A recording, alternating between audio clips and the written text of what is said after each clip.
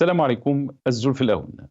Dans un contexte régional et international très mouvementé, la guerre russo-ukrainienne a accéléré le mouvement mondial vers les énergies renouvelables, affirme l'Agence internationale de l'énergie dans un de ses derniers rapports publiés récemment. La crise énergétique actuelle provoque un choc d'une ampleur et d'une complexité sans précédent. Les plus fortes secousses ont été ressenties sur les marchés du gaz naturel, du charbon et de l'électricité, avec des turbulences importantes sur les marchés pétroliers. Au milieu de préoccupations géopolitiques et économiques, les marchés de l'énergie restent extrêmement vulnérables et la crise rappelle la fragilité et la non-durabilité du système énergétique mondial actuel, avertit le rapport Perspective énergétique mondiale 2022 de l'Agence internationale de l'énergie. Nous débattrons de la géopolitique gazière mondiale et algérienne avec l'invité spécial de cette émission. Restez avec nous.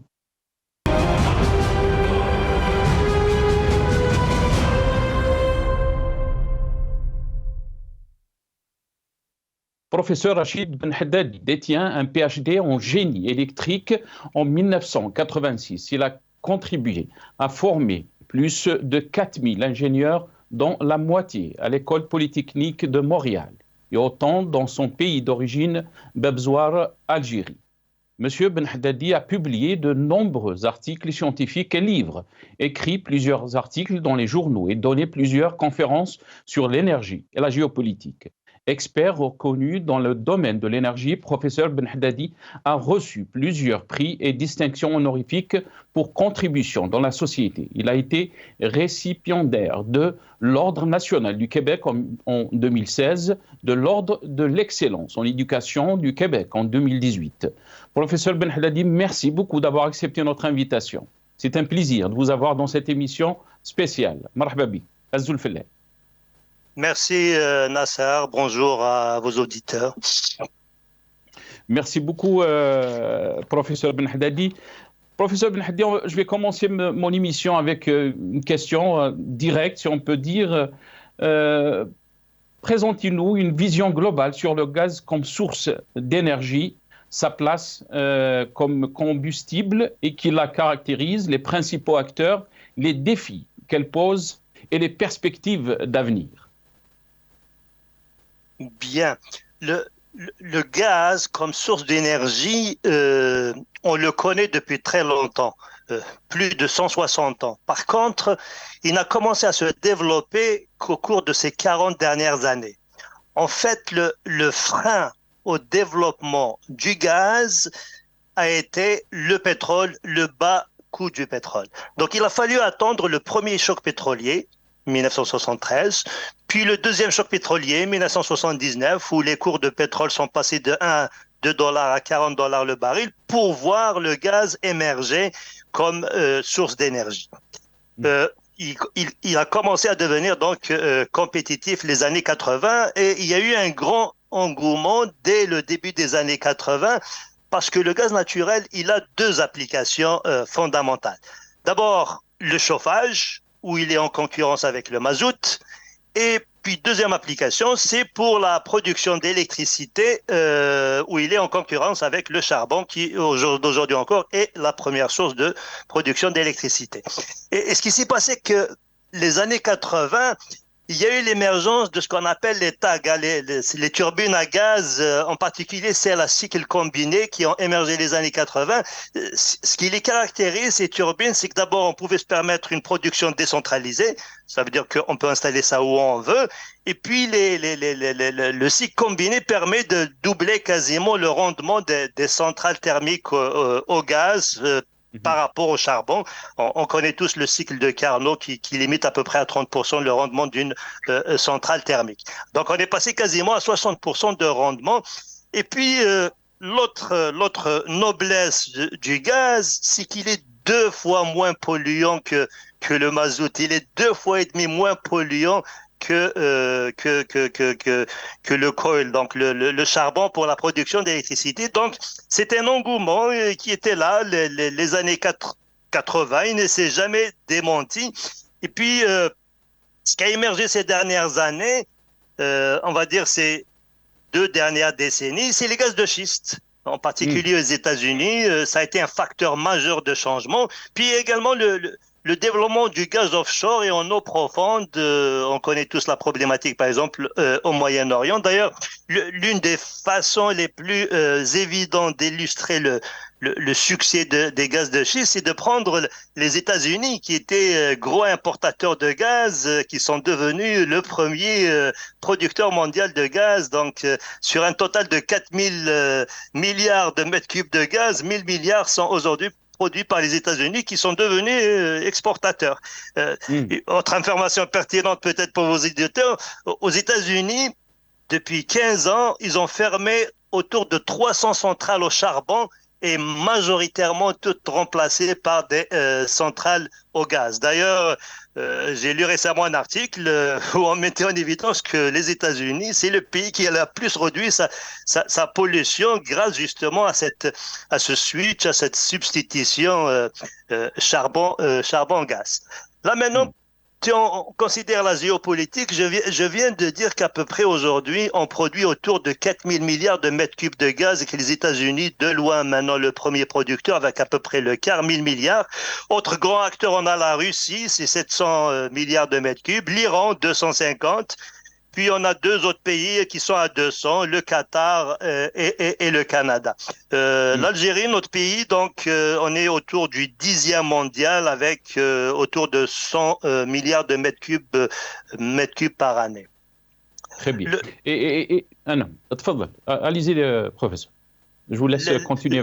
Je voudrais dire deux mots sur le marché, parce que ça a une incidence majeure, le marché, parce qu'il y a un marché mondial de pétrole, mais il n'y a pas de marché mondial de gaz. En fait, on a des marchés régionaux, 3 marchés. On a un marché en Amérique du Nord où le Canada exporte beaucoup vers les États-Unis. On exporte autour de 100 milliards de mètres cubes vers nos voisins.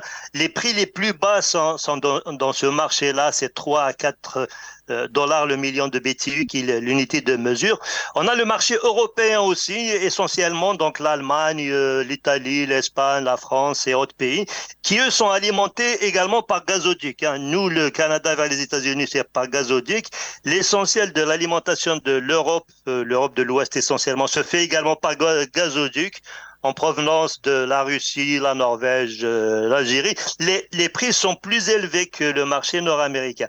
Mais là où les prix sont les plus élevés, c'est le marché asiatique. Donc essentiellement les grandes puissances économiques, Chine, Japon, Corée, qui sont majoritairement, elles, alimentées par gazoduc, donc par gaz naturel liquéfié en provenance d'Australie, Qatar, mais les prix, les cours sont très, très, très élevés et on parle de 3 à 4 fois, donc de 12 à 15 dollars le million de BTU. Un peu pour vous donner une idée globale, le gaz naturel liquéfié, le GNL, c'est à peu près 40% du marché mondial, donc 60% c'est gazoduc, sur un total de l'ordre de 1200 à 1300 milliards de mètres cubes par année. Donc vous aurez compris avec moi-même que le gaz naturel liquéfié, on l'envisage uniquement quand on n'a pas la possibilité de faire un gazoduc. Et dernière phrase peut-être, c'est l'engouement vers ce combustible. Il va être là encore pendant, on va dire, 2 décennies, parce que on le considère à juste titre comme un carburant de transition entre le présent qui est fort carboné et le futur qui va, on l'espère, être totalement décarboné. Et les perspectives économiques, c'est la croissance, c'est les économies émergentes essentiellement, l'Indo-Pacifique, l'Inde, la Chine. D'ailleurs, beaucoup de personnes, d'experts se posent la question, est-ce que la Chine va développer ses propres gaz de schiste? Mais ça, on va dire, c'est un autre débat. Voilà un peu, si vous voulez, pour mettre la table, une situation de cette source d'énergie à l'échelle mondiale. Très bien. Mais il y a aussi des politiques, professeurs, peut-être qui s'orientent beaucoup plus vers les énergies renouvelables. Vous pouvez nous en parler aussi sur cette question. Mais avant d'entamer cette question, est-ce que vous pensez que la guerre russo-ukrainienne a provoqué ce choc énergétique, si on peut dire, et surtout cette crise du gaz dans le marché mondial, les prix qui ont augmenté, la demande aussi. Votre réaction? Euh, Très brièvement, donc si vous voulez, si on regarde la Russie, ils exportent pas loin de 200 milliards de mètres cubes par année vers l'Europe, exactement Hmm. 185 le chiffre pour 2021, on va dire. Et on remplace pas du jour au lendemain 200 milliards de mètres cubes, sachant que toute la production de l'Algérie, c'est 100 milliards. Alors, Hmm. la dépendance vis-à-vis du gaz russe, c'est sûr qu'elle elle varie d'un pays à un autre. La moyenne, c'est autour de 40%. Vous avez des pays qui sont moins dépendants, comme la France, l'Italie, c'est 40%. Vous avez un grand pays qui est fort dépendant, l'Allemagne, et vous avez des pays qui sont à 100% dépendants de ce gaz russe. Donc, ça a une incidence. Alors, je ne sais pas si vous aurez des questions par rapport à Nord Stream, mais Nord Stream il a été détruit en Absolument. 2022, Hmm. mais on a un gazoduc qui transite par l'Ukraine, hein, il va de la Russie, transite par l'Ukraine, et on a également un autre gazoduc qui lui transite par la Turquie, donc il traverse la mer Noire. Ce sont Hmm. encore des voies d'acheminement du gaz russe. La Russie continue à exporter encore massivement du gaz. Peut-être les quantités sont plus réduites. Et étonnamment d'ailleurs, moi qui m'intéresse à ça depuis, on va dire, 4 5 décennies, je suis quand même étonné que les sanctions envers la Russie, on est rendu à 11e train de sanctions. Elle touche pas le gaz, mais clairement, il y a une réduction des fournitures russes classiques, mais en préparant cette émission, je suis tombé sur plusieurs chiffres qui seraient intéressants à savoir. C'est que les Russes ont augmenté leur livraison de gaz naturel liquéfié vers l'Europe. Et on parle même de 40% d'augmentation, ce qui est quand même Hmm. assez considérable. Mhm. Et d'après vous, donc, dans le même contexte, professeur Ben Haddadi, est-ce que vous pensez que la guerre en Ukraine, est-ce que le gaz est une arme, d'après vous, au service d'un côté de l'Occident et de l'autre côté aussi la Russie, si on peut dire? Ah, ouais, bonne question, parce que je viens quasiment d'effleurer une partie, la partie de l'Occident, je viens de le dire. Ils ont prôné 11 trains de sanctions, mais ils n'ont pas touché au gaz parce ils sont dans le besoin. Moi, il me semble que c'est quand même une arme à double tranchant, hein, parce que si vous regardez la Russie, le gaz a joué un rôle fondamental. C'est ça qui a payé, bah, bien sûr avec le pétrole, hein, c'est ça qui a permis à ce pays de maintenir son économie et sa monnaie, alors que le pays est en guerre et toutes les institutions mondiales prédisaient l'effondrement de la Russie. Alors, l'histoire de la guerre, elle n'est pas encore écrite, mais je pense personnellement, moi qui vis en Occident depuis assez longtemps, que le narratif qui est chez nous de vaincre la Russie, je pense qu'il était essentiellement basé sur l'attente qu'on allait voir son effondrement économique. Puis Hmm. forcément l'effondrement militaire, soulèvement de la population. Et ça s'est pas réalisé. Ça veut dire que les ressources naturelles, le gaz, on parle du gaz aujourd'hui, ont joué un rôle très très important. Les quantités ont baissé, mais les prix ont augmenté. Donc même par rapport à l'économie russe, quelque part, ils sont pas, le gaz a été un facteur très déterminant. Pas dans le sens où ils boycottent, au contraire, dans le sens où ils ont essayé de vendre le plus possible à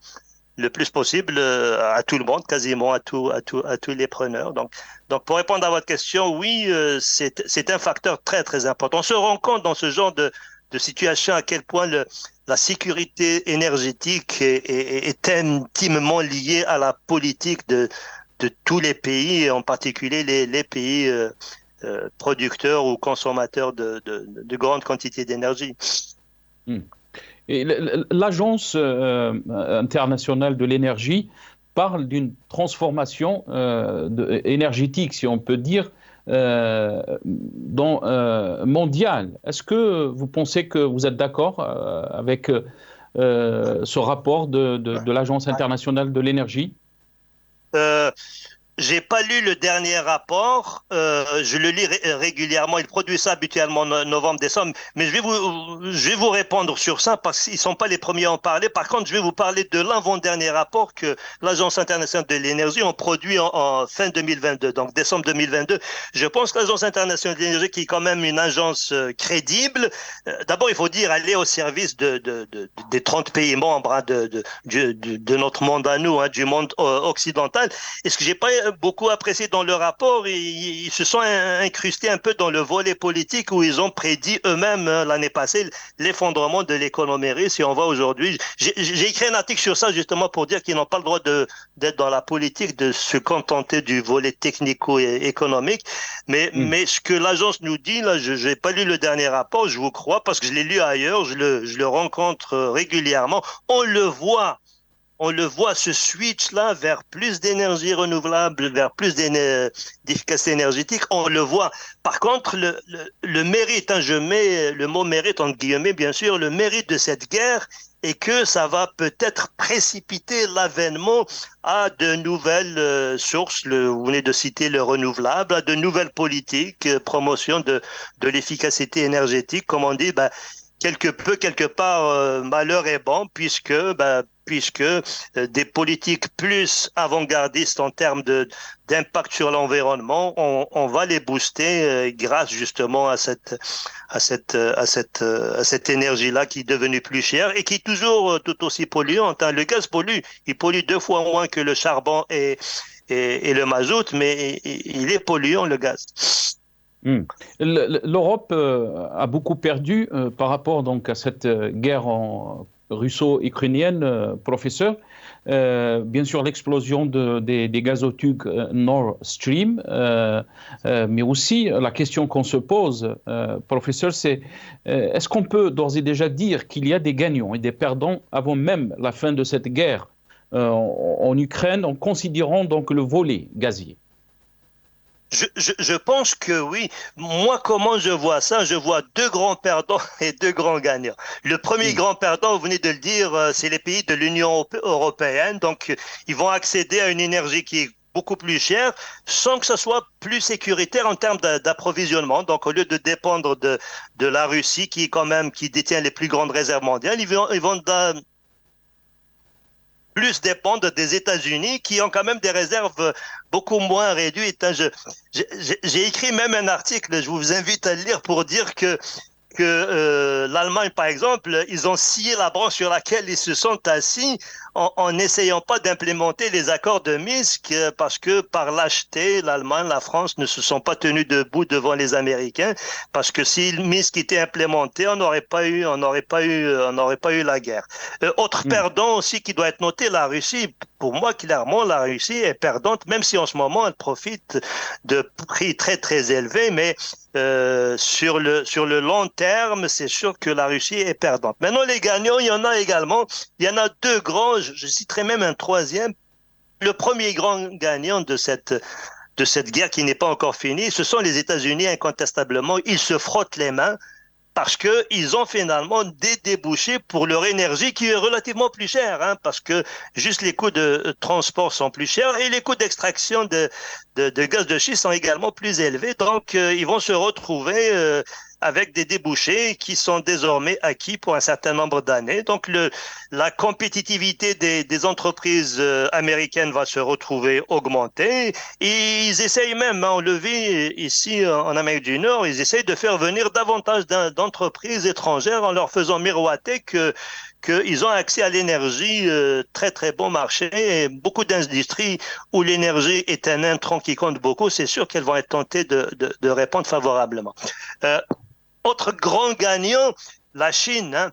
La Chine, Hmm. incontestablement, je le vois comme grand gagnant de cette guerre-là en termes d'énergie parce que les Russes vont rediriger vers la Chine les 200 milliards de mètres cubes qu'ils fournissaient à l'Europe. Pas les 200, mais une bonne partie. D'ailleurs, on le voit avec le nouveau projet de Force Sibérie 1 qui est en fonctionnement et 2 qui va l'être bientôt. Donc, la Chine vont accéder peut-être même à leurs conditions. Donc, nouvel allié. qui seul sera en mesure de lui fournir de l'énergie s'il la réduit. Et ici en Amérique du Nord, on parle beaucoup de guerre qui s'en vient entre les États-Unis et la Chine. Et si les États-Unis font la guerre à la Chine, c'est sûr qu'ils vont fermer le détroit de Malacca par où la Chine est approvisionnée. Alors, les Russes et les Chinois ont désormais un partenariat stratégique qu'ils disent sans limite. Donc, du point de vue énergétique, la Russie va leur être d'un grand apport. Puis finalement, je voudrais également dire que pour le monde entier, on perd un peu et on gagne beaucoup. Et on perd Mm. un peu parce que une nouvelle bipolarité, la conflictuelle qui apparaît à cause de cette guerre. Mais le gain, Nasser, on vient de l'effleurer. Hein. Deux raisons.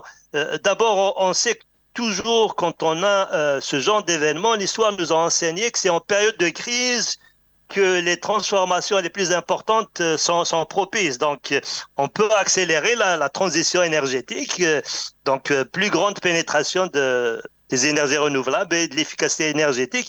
Et j'aimerais ajouter une phrase sur l'efficacité énergétique. Moi, je travaille dans le domaine de l'efficacité énergétique depuis plus de 4 décennies, on va dire, et je suis assez bien placé pour dire que le plus grand frein à l'implémentation de mesures audacieuses en promotion de l'efficacité énergétique, c'est le bas coût de l'énergie. Or, la guerre fait que l'énergie va être plus chère et ça va bonifier incontestablement les mesures d'efficacité énergétique. Mm. Très bien. Et comment vous voyez donc l'avenir de ces ressources énergétiques, professeur? On sait très bien qu'il joue un rôle, si on peut dire, donc, dans ce changement géopolitique qu'on est en train de connaître dans notre monde. Quels sont donc les défis, d'après vous, dans les années à venir par rapport à ces ressources? Regardez-le. Moi, j'ai écrit un livre en 2008. Hein, ce livre qui s'appelle Dilemme énergétique. Donc, c'est un livre que j'ai écrit au début de ce siècle pour dire déjà, il y a 20 ans en arrière, que le plus grand défi de l'humanité n'est pas l'accès à l'énergie, c'est la protection de l'environnement contre les énergies fossiles qui polluent beaucoup. Déjà, j'ai écrit ça 20 années en arrière. Et on le voit à travers le charbon, le mazout, donc le pétrole, et le gaz aussi qui est polluant. La grande noblesse du gaz, il est caractérisé comme étant un carburant, un combustible de transition entre l'économie mondiale qui est très forte en carbone. Hein, les émissions mondiales juste causées par le secteur de l'énergie, c'est 34-35 milliards de tonnes de CO2 équivalent par année. Et le charbon, c'est à peu près un peu plus de 10 milliards. Le pétrole, la même proportion, on va dire, et le gaz est tout aussi polluant, même s'il est moins. Mais clairement, dans la décennie à venir, voire les 2 décennies à venir, toute part du marché gagnée par le gaz au détriment du charbon pour la production d'électricité, ou bien au détriment du mazout pour le chauffage, est somme toute une contribution positive pour l'environnement parce que ça pollue beaucoup moins. Et pour vous donner une image un peu sur cette pollution-là, la Chine a un rôle majeur à jouer. Je suis allé en Chine il y a une décennie, participer, faire une présentation sur le question énergétique, justement, dans une conférence sur l'énergie. Je suis resté une semaine. Une semaine en Chine, j'ai jamais vu un ciel bleu. On parle du mois de mai en plus. Tellement il y a de dépôts de particules causés justement par les émissions de la combustion du charbon pour produire l'électricité.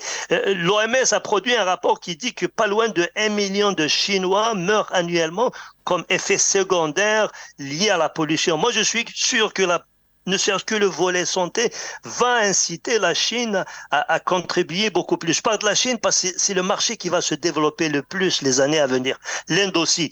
Et l'économie de l'Inde et de la Chine, elles sont basées sur leur première ressource naturelle qui est encore le charbon, malheureusement. Ça pollue extrêmement.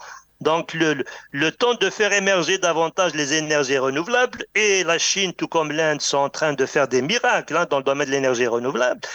C'est clair que la promotion du gaz en attendant est un facteur positif pour l'humanité, pour l'environnement, parce que les émissions planétaires sont planétaires, hein, donc l'effet n'est pas juste en Chine, hein, il est mondial. L'effet n'est pas seulement en Chine, professeur, très rapidement, pour cette première partie, il est mondial aussi. Quels sont les effets sur les pays, par exemple, de la rive gauche en Afrique, des pays, entre guillemets, pauvres? Regardez, on peut résumer ça en une phrase, en deux peut-être. D'abord, il faut se dire une chose, les changements climatiques actuels, c'est la concentration des émissions de gaz à effet de serre dans l'atmosphère. Et essentiellement, ceux qui sont à l'origine de cette pollution-là, c'est le monde développé. Beaucoup plus que la Chine et l'Inde, on va dire. Donc, c'est le monde occidental, c'est notre monde à nous. Donc, nous sommes les premiers responsables de cette pollution-là. Et malheureusement, ceux qui vont en pâtir le plus, ce sont les pays du Sud, ceux qui ont le moins contribué dans la détérioration de cet environnement-là. Tout ça pour vous dire que c'est clair que les pays du Sud, si vous prenez par exemple les pays africains, pas de l'Afrique parce que c'est notre continent, les pays africains, on ne peut pas leur dénier leur droit au développement futur et d'utiliser les ressources qu'ils ont les plus à la portée, les plus économiques pour eux, parce qu'on va demander de faire des efforts pour le monde qui est à l'origine de cette pollution-là, qui est le monde occidental, et comme je l'ai dit tout à l'heure, et l'autre monde, le monde moins développé, on va dire, il a le droit à son développement d'atteindre un certain niveau de vie, une certaine qualité de vie, avant également de leur imposer des restrictions. Mais en attendant, dans les grandes négociations internationales, ça on ne le dit pas suffisamment, c'est le monde occidental qui doit absolument prendre le leadership en termes de mesures d'implémentation pour atténuer l'impact de ces changements climatiques-là. Là, encore une fois, je vais me référer à un vieil article que j'ai écrit dans un journal montréalais pour dire que le monde occidental qui doit investir davantage dans le monde en voie de développement, ce n'est pas de l'aumône, c'est quasiment un droit parce que nous sommes derrière ces changements climatiques-là et on doit aider les autres pays à y faire face parce qu'ils vont être touchés. Professeur Rachid Ben Haddadi, merci beaucoup pour cette première partie, donc la géopolitique gazière mondiale et algérienne. On reviendra bien sûr dans une deuxième partie concernant donc la politique gazière, surtout la politique énergétique de l'Algérie. Merci à vous.